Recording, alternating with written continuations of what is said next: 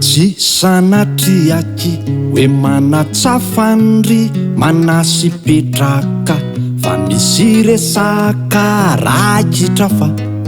rosondrahara vakava dianauza angatakatsodrano anorotokatrano fa efa lehibe ka oyahoe rakitra fa rosondrahara vakava dianauza tsy aleove tsikase mba mampandre ny olon-dehibe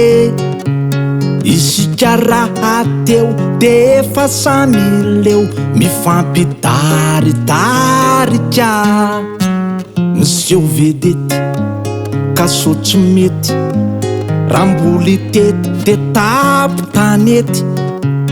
atreny amorony kopa atrany ambato be voka nanjeny andro lahava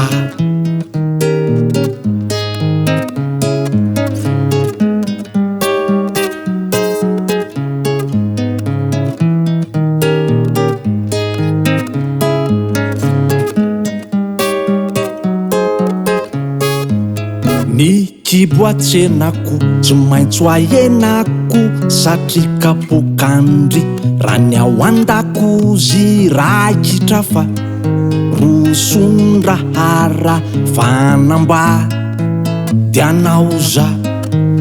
ny bakiraro alo angamba tsy olo matetiky voso fa tsy obobongolo rakitra fa rosondrahara fanamba dianauza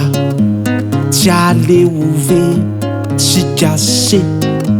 mba mampandre ny olon-dehibe isika raha teo de efa samileo mifampidaridarika miseho vedety ka so tsy mety ramboly tety de tapo tanety atreny amorony kopa atrany ambato be voka nanjeny andro lahava